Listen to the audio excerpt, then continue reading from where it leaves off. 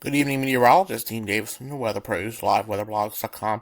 Actually, it would be morning, 12:27 a.m. on the 20th of the month, Inauguration Day in Washington, D.C., and it will get a little wet there. Let's take a look at the simulated radar on the NAM. You see some heavier precipitation. We'll be moving into the Roanoke region by 12Z on Friday. And we may even hear a crackle of thunder, but this rain will then move towards Washington, D.C. and get the president wet as he's walking down during his parade. And you see that moisture continues to move to the north and to the east.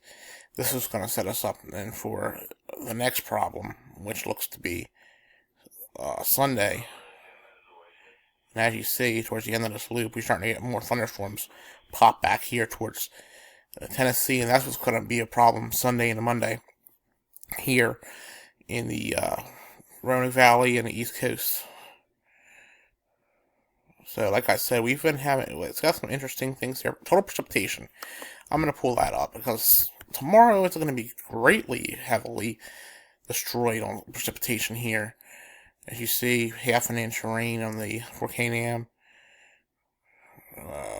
A little over half an inch as we head into tomorrow night. And then we start really cranking it up as we head towards Sunday, which when I show you the GFS, you can start seeing where we're going to get actually a lot more precipitation likely there. So we're going to pull something else up. It's bulk shear. I always like looking at this. I like looking at it for reasons to see if we get anything that could be foreseen for severe weather. And we actually do get that on Sunday.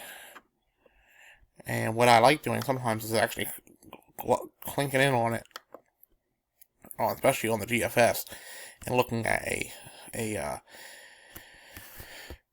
upper level chart to see where we are at. But we see there definitely some southwest winds, but it's going to be directional change, so that's going to be a problem. Eventually, it's going to be a change in direction, so that in its own right could be a problem. The winds will pick up as we head into Sunday also, and into Monday, so there's another problem. GFS, I'm going to start with temperatures. You can see it warms up very nicely during the daytime, near 60 degrees. Cools down at night, warms back up during the daytime. We're right here at Saturday, 58, 59. As this low gets closer, we're around 60. That's going to be another issue because we're going to have easterly winds at the surface, and I'm going to show you here what's going to happen. And I'm going to go to the upper levels, same time. And it's from the southwest. So there's your little bit of a directional shear that we're looking for to make severe weather, and that's something we got to look out for. As I pull over to Tropical Tidbits, which is actually one of the areas other than the College DuPage and Weatherbell that I like using, you get to see some things. So here's the GFS heading into the day through tomorrow into Saturday and Sunday.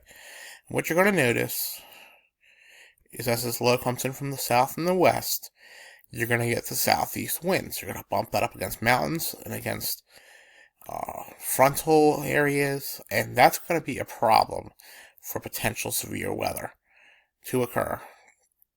And then as you head north, you're definitely looking for something interesting. You're looking for some easterly winds and some strong winds at that. And then behind it, northeast winds, which will try to crank up some snow in New Hampshire and Maine, maybe northern parts of Massachusetts, heavy rain along the Cape. It pretty much backfills and nothing really occurs too big here until that next front pushes through. Then you get into late next week where you actually have a low pressure system with cold air in place. You might get some snow. Showers next week if this model comes true.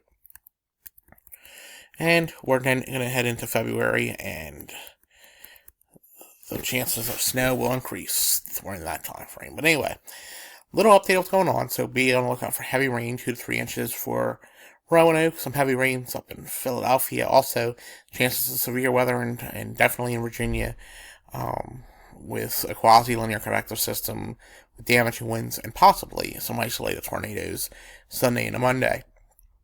And then we go into a pattern where it becomes more conducive by February for possible snow. Enjoy this weather, warm weather on Saturday, especially when it's dry while you can, because we probably won't see it for a while afterwards. So we'll talk to you again a little bit later. Meteorologist Dean Davison, thanks for watching, and have a good night.